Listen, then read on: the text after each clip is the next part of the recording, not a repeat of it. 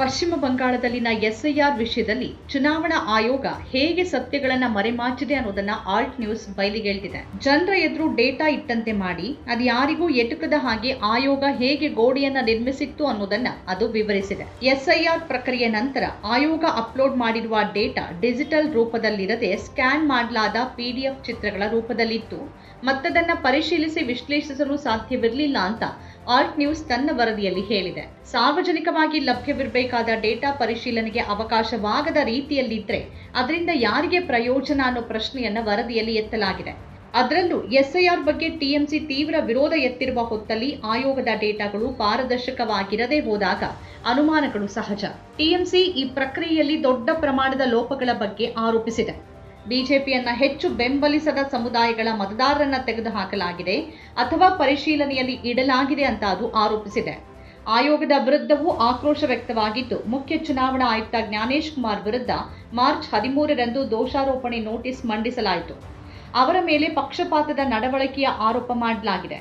ಹೀಗೆಲ್ಲ ಇರುವಾಗ ಆಯೋಗದ ಪ್ರತಿ ನಡೆ ಮತ್ತು ಅದು ಪ್ರಕಟಿಸುವ ಡೇಟಾ ರಾಜಕೀಯ ಸೋಂಕಿನಿಂದ ಮುಕ್ತವಾಗಿರಲಾರದು ಅನ್ನೋ ಅನುಮಾನವೂ ಇದ್ದೇ ಇರುತ್ತೆ. ಇಂತಹ ಸನ್ನಿವೇಶದಲ್ಲಿ ಆಯೋಗದ ಡೇಟಾ ಯಾರಾದರೂ ಪರಿಶೀಲಿಸಲು ಸಾಧ್ಯವಾಗದ ಪಿಡಿಎಫ್ ಇಮೇಜ್ ಸ್ವರೂಪದಲ್ಲಿರೋದು ಪ್ರಶ್ನೆಗಳನ್ನ ಇನ್ನೂ ಹೆಚ್ಚಿಸುತ್ತೆ. ಇಡೀ ಪ್ರಕ್ರಿಯೆಯಲ್ಲಿ ಸಾಫ್ಟ್ವೇರ್ ಕಾರಣದಿಂದಾದ ತಪ್ಪುಗಳನ್ನೇ ಮತದಾರರ ಅನರ್ಹತೆ ಅಂತ ಪರಿಗಣಿಸಲಾಯಿತು ಅನ್ನೋದರ ಬಗ್ಗೆ ವರದಿ ಗಮನ ಸೆಳೆದಿದೆ. ಹೆಸರುಗಳನ್ನ ಸಾಫ್ಟ್ವೇರ್ ತಪ್ಪಾಗಿ ಗ್ರಹಿಸಿರುವ ಲಿಪ್ಯಂತರದಲ್ಲಿನ ವ್ಯತ್ಯಾಸಗಳು, ಹಳೆಯ ಪಟ್ಟಿಗಳ ಕಳಪೆ ಗುಣಮಟ್ಟದ ಸ್ಕ್ಯಾನ್ಗಳು ಇವೆಲ್ಲದರ ಪರಿಣಾಮವಾಗಿ ಅರ್ಹ ಮತದಾರರನ್ನ ಅನುಮಾನದ ಪಟ್ಟಿಗೆ ಸೇರಿಸಲಾಯಿತು. ಇದೆಲ್ಲದರ ನಡುವೆ ಆಯೋಗ ಈಗಾಗಲೇ ಯಶಸ್ವಿಯಾಗಿ ಮ್ಯಾಪ್ ಮಾಡಲಾದ ಮತದಾರರನ್ನ ಮರು ಫ್ಲಾಗ್ ಮಾಡುವ ಅಲ್ಗರಿದಮ್ ಅನ್ನ ಬಳಸಿತು. ಅದರ ಪರಿಣಾಮವಾಗಿ ಗೊಂದಲಗಳು ಮತ್ತಷ್ಟು ಹೆಚ್ಚಾಯಿತು. ಅದರ ಬಗ್ಗೆ ಮತದಾರರಿಗೆ ಬಹಿರಂಗ ಸ್ಪಷ್ಟನೆ ಸಿಗಲಿಲ್ಲ.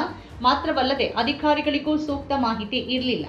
ಸುಮಾರು 1.36 ಕೋಟಿ ಮತದಾರರನ್ನ ತಾರ್ಕಿಕ ವ್ಯತ್ಯಾಸ ವರ್ಗದಲ್ಲಿ ಇರಿಸಲಾಯಿತು. ಅವರನ್ನ ಅಳಿಸಲಾಗಿಲ್ಲವಾದ್ರೂ ಅವರಿಗೆ ಮತ ಚಲಾಯಿಸಲು ಅವಕಾಶವಿರಲಿಲ್ಲ. ಇದು ಪೂರಕ ಪಟ್ಟಿಯಲ್ಲಿ ತೆರವುಗೊಳಿಸುವವರೆಗೆ ಮತದಾನದ ಹಕ್ಕನ್ನ ಅಮಾನತಿನಲ್ಲಿಡುವ ಸ್ಥಿತಿಯಾಗಿದೆ ಮತ್ತು ಈ ಪ್ರಕ್ರಿಯೆಗೆ ಯಾವುದೇ ಗಡುವನ್ನು ನಿಗದಿಪಡಿಸಲಾಗಿಲ್ಲ. ಅದರ ನಡುವೆನೇ ಚುನಾವಣೆಯನ್ನ ಘೋಷಣೆ ಮಾಡಲಾಯಿತು. ಸುಪ್ರೀಂ ಕೋರ್ಟ್ ಪದೇ ಪದೇ ಮಧ್ಯಪ್ರವೇಶಿಸಿ ಫೆಬ್ರವರಿ 20ರಂದು ನ್ಯಾಯಾಂಗ ಅಧಿಕಾರಿಗಳನ್ನು ನಿಯೋಜಿಸಲು ಅದು ಆರ್ಟಿಕಲ್ 142 ಬಳಸಿತು. ಪ್ರಕರಣದ ಹೊರೆ ನಿಭಾಯಿಸಲು ಜಾರ್ಖಂಡ್ ಮತ್ತು ಒಡಿಶಾದಿಂದ ಸಿಬ್ಬಂದಿಯನ್ನ ಕರೆಸಲಾಯಿತು.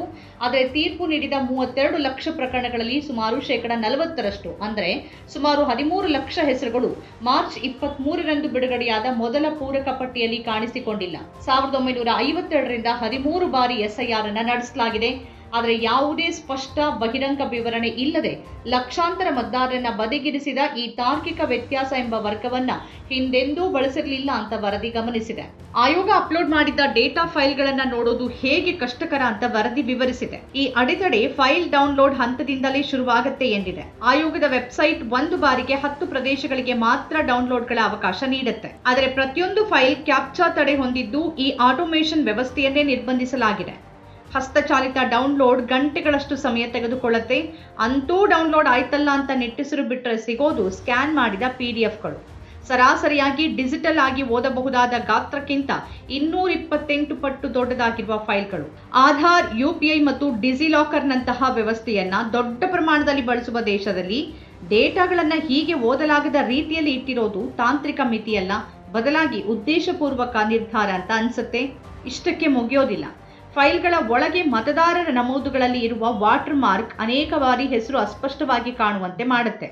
ಅಂದರೆ ಈ ಎಲ್ಲ ಹಂತಗಳಲ್ಲೂ ಒಂದಲ್ಲ ಒಂದು ತಡೆ ಇದೆ. ಮೊದಲು ಕ್ಯಾಪ್ಚಾ ತಡೆ, ಅನಂತರ ಪಿಡಿಎಫ್ ಫೈಲ್ ವಿಶ್ಲೇಷಣೆಗೆ ತಡೆ, ಹೆಸರು ಸ್ಪಷ್ಟವಾಗಿ ಕಾಣದಂತೆ ವಾಟರ್ ಮಾರ್ಕ್ ಇದೆ. 2 ಕ್ಷೇತ್ರಗಳ ಮತದಾರರ ದಾಖಲೆಗಳನ್ನು 558 ಪಿಡಿಎಫ್ ಫೈಲ್ಗಳಿಂದ ಡಿಜಿಟಲೀಕರಿಸಿ ನೋಡಲಾದ ಬಗ್ಗೆ ಆಲ್ಟ್ ನ್ಯೂಸ್ ಹೇಳಿಕೊಂಡಿದೆ. ಅದು ಕಂಡುಕೊಂಡಂತೆ 2 ಕ್ಷೇತ್ರಗಳ ಒಟ್ಟು ಮತದಾರರಲ್ಲಿ ಮುಸ್ಲಿಮರು 39.5%. ತೀರ್ಪಿಗೆ ಒಳಪಟ್ಟ ಮತದಾರರಲ್ಲಿ ಮುಸ್ಲಿಮರು 66.5%. ಒಂದು ನಿರ್ದಿಷ್ಟ ಸಮುದಾಯಕ್ಕೆ ಸಂಬಂಧಪಟ್ಟಂತೆ ತೀರ್ಪಿಗೆ ಒಳಪಟ್ಟ ಮತದಾರರ ಶೇಕಡಾವಾರು ಪ್ರಮಾಣ ಆ ಕ್ಷೇತ್ರದ ಒಟ್ಟು ಜನಸಂಖ್ಯೆಯಲ್ಲಿ ಆ ಸಮುದಾಯದ ಪಾಲನ್ನ ಮೀರಿದ್ರೆ ಅದು ಪರಿಶೀಲಿಸಬೇಕಾದ ಅಗತ್ಯವಿರುವ ಒಂದು ಮಾದರಿ ಅಂತ ಈ ವರದಿಯಲ್ಲಿ ನೋಡಲಾಗಿದೆ.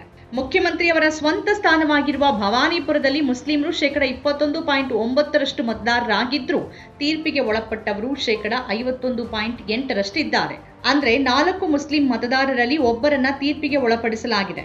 ಆದರೆ ಅದೇ ಕ್ಷೇತ್ರದ ಹಿಂದೂ ಮತದಾರರಲ್ಲಿ ತೀರ್ಪಿಗೆ ಒಳಪಟ್ಟವರಲ್ಲಿ 17ರಲ್ಲಿ ಒಬ್ಬರಿಗಿಂತ ಕಡಿಮೆ. ಈ ಡೇಟಾ ತೋರಿಸುತ್ತಿರುವಂತೆ ಎರಡೂ ಕ್ಷೇತ್ರಗಳಾದ್ಯಂತ ಇದೇ ಸ್ಥಿರವಾದ ಮಾದರಿಯಾಗಿದ್ದು, ಆಯೋಗ ಇದರ ಬಗ್ಗೆ ಸ್ಪಷ್ಟನೆ ನೀಡಬೇಕಿದೆ ಅಂತ ವರದಿ ಒತ್ತಾಯಿಸಿದೆ. ಚುನಾವಣಾ ಆಯೋಗದ ಬಳಿ ಈಗಾಗಲೇ ಈ ಡೇಟಾ ಸ್ಟ್ರಕ್ಚರ್ಡ್ ರೂಪದಲ್ಲಿ ಇದೆ ಮತ್ತು PDFಗಳನ್ನು ಡೇಟಾಬೇಸ್ಗಳಿಂದ ರಚಿಸಲಾಗಿದೆ. ಹಾಗಾಗಿ ಡಿಜಿಟಲ್ ಸ್ವರೂಪದಲ್ಲಿ ನೀಡದೆ ಸ್ಕ್ಯಾನ್ ಮಾಡಿದ ಚಿತ್ರಗಳನ್ನು ಪ್ರಕಟ ಮಾಡೋದು, ಅದನ್ನು ಯಾರೂ ಪರಿಶೀಲಿಸಲು ಆಗಬಾರದು ಅನ್ನೋ ಉದ್ದೇಶದ ಕ್ರಮವಾಗಿದೆ ಅಂತ ವರದಿ ಹೇಳುತ್ತೆ. ಪತ್ರಕರ್ತರು, ಸಂಶೋಧಕರು ಮತ್ತು ನಾಗರಿಕರು ಲೋಪ ಹುಡುಕೋಕೆ, ವಿಶ್ಲೇಷಿಸೋಕೆ ಮತ್ತು ವರದಿ ಮಾಡೋಕೆ ಸಾಧ್ಯವಾಗುವಂತಹ ವ್ಯವಸ್ಥೆ ಅಳವಡಿಸಬೇಕಿದೆ ಅಂತ ಆಲ್ಟ್ ನ್ಯೂಸ್ ಹೇಳಿದೆ. ಪ್ರಜಾಪ್ರಭುತ್ವದಲ್ಲಿ ತಾಂತ್ರಿಕವಾಗಿ ಸಾರ್ವಜನಿಕವಾಗಿರುವ ಡೇಟಾವನ್ನ ಪ್ರಾಯೋಗಿಕವಾಗಿ ಪ್ರವೇಶಿಸಬಹುದು. ಅಂತಹ ಅವಕಾಶ ಇಲ್ಲ ಅಂತಾದ್ರೆ ಅದು ತಾಂತ್ರಿಕ ಸಮಸ್ಯೆಯಾಗಿರದೆ ರಾಜಕೀಯ ಉದ್ದೇಶದ ಕ್ರಮವಾಗಿದೆ ಅಂತ ವರದಿ ಹೇಳಿದೆ. ಪರಿಶೀಲನೆಗೆ ಎಟುಕದಂತಿದ್ದ ಈ ಮತದಾರರ ದಾಖಲೆಗಳನ್ನ ಡಿಜಿಟಲೀಕರಣಗೊಳಿಸೋಕೆ ಆದ ವೆಚ್ಚ, ಈ ಹಂತವನ್ನ ತಲುಪಲು ಅನುಸರಿಸಿದ ಹಲವಾರು ಸುತ್ತಿನ ಪ್ರಯೋಗಗಳು ಎಲ್ಲದರ ಬಗ್ಗೆನೂ ವರದಿಯಲ್ಲಿ ವಿವರಿಸಲಾಗಿದೆ. ಚುನಾವಣಾ ಆಯೋಗ ಸಾರ್ವಜನಿಕ ಹಣ ಖರ್ಚು ಮಾಡಿ ಎರೋನೆಟ್ ಅನ್ನ ನಿರ್ಮಿಸಲು ಪ್ರಯತ್ನಿಸಿತು. ಈ ಕೇಂದ್ರೀಕೃತ ವ್ಯವಸ್ಥೆ ಬಳಸಿ 1 ಕೋಟಿಗೂ ಹೆಚ್ಚು ತಾರ್ಕಿಕ ವ್ಯತ್ಯಾಸಗಳನ್ನು ಎತ್ತಲಾಯಿತು. ಆದರೆ ಅದರ ಬಗ್ಗೆ ಸಾರ್ವಜನಿಕವಾಗಿ ವಿವರಿಸಲು ನಿರಾಕರಿಸಿತು. ಹೋಲಿಸಿದ್ರೆ ಆಲ್ಟ್ ನ್ಯೂಸ್ ಆ ಧ್ವಜಗಳನ್ನು ಹುಡುಕಬಹುದಾದ, ವಿಂಗಡಿಸಬಹುದಾದ ಮತ್ತು ಮೊದಲ ಬಾರಿಗೆ ಸಾರ್ವಜನಿಕ ಪರಿಶೀಲನೆಗೆ ಮುಕ್ತವಾಗಿಸಲು ಕೆಲವು $100 ಖರ್ಚು ಮಾಡಿತ್ತು. ಇಷ್ಟರ ನಂತರ ಅದು ಪರಿಶೀಲಿಸಲು ಸಾಧ್ಯವಾಗದ PDF ಫೈಲ್ಗಳನ್ನು ಜನರೆದುರು ಇಡಿತು. ಇದರ ಬಗ್ಗೆಯೂ ಅದು ಸಾಕಷ್ಟು ಸಮರ್ಥನೆಗಳನ್ನು ಕೊಟ್ಟಿದೆ. ಯಾರಾದರೂ ದುರ್ಬಳಕೆ ಮಾಡಿಕೊಳ್ಳಬಹುದು ಅಂತ ಇಮೇಜ್ ಫೈಲ್ಗಳಾಗಿ ಪ್ರಕಟಿಸಲು ನಿರ್ಧರಿಸಲಾಯಿತು ಅಂತ ಹೇಳಿದೆ. ಡಿಜಿಟಲ್ ಸ್ವರೂಪದಲ್ಲಿ ಕೊಟ್ರೆ ಮತದಾರರ ಗೌಪ್ಯತೆಯನ್ನು ಉಲ್ಲಂಘಿಸುವ ಸಾಧ್ಯತೆ ಇದೆ ಅಂತ ಆಯೋಗ ವಾದಿಸಿದೆ. ಸುಪ್ರೀಂ ಕೋರ್ಟ್ ಈ ವಾದವನ್ನ ಪರಿಶೀಲಿಸಲು ನಿರಾಕರಿಸಿತಲ್ಲದೆ ಸ್ವರೂಪದ ಆಯ್ಕೆಯನ್ನ ಆಯೋಗದ ವಿವೇಚನೆಗೆ ಬಿಡ್ತು. ಯಂತ್ರ ಓದಬಹುದಾದ ಫೈಲ್ಗಳನ್ನು ಎಡಿಟ್ ಮಾಡಬಹುದು ಎಂಬ ಕಾರಣದಿಂದಾಗಿ ಅವುಗಳನ್ನು ನಿರ್ಬಂಧಿಸಲಾಗಿದೆ. ಅದು ದುರುಪಯೋಗ ಆಗಬಹುದು ಅಂತ 2025ರ ಆಗಸ್ಟ್ನಲ್ಲಿ ಮುಖ್ಯ ಚುನಾವಣಾ ಆಯುಕ್ತ ಜ್ಞಾನೇಶ್ ಕುಮಾರ್ ಹೇಳಿದ್ರು. ಈ ವಾದವನ್ನ ತಾಂತ್ರಿಕವಾಗಿ ಅಸಮರ್ಥನೀಯ ಅಂತ ವ್ಯಾಪಕವಾಗಿ ಟೀಕಿಸಲಾಗಿದೆ. ಡೇಟಾ ಸೆಟ್ನ ಡೌನ್ಲೋಡ್ ಮಾಡಿದ ಪ್ರತಿಯನ್ನ ಎಡಿಟ್ ಮಾಡೋದ್ರಿಂದ ಆಯೋಗದ ಬಳಿ ಇರುವ ಮೂಲ ದಾಖಲೆಗಳನ್ನ ಬದಲಾಯಿಸೋದಕ್ಕೆ ಸಾಧ್ಯ ಇಲ್ಲ.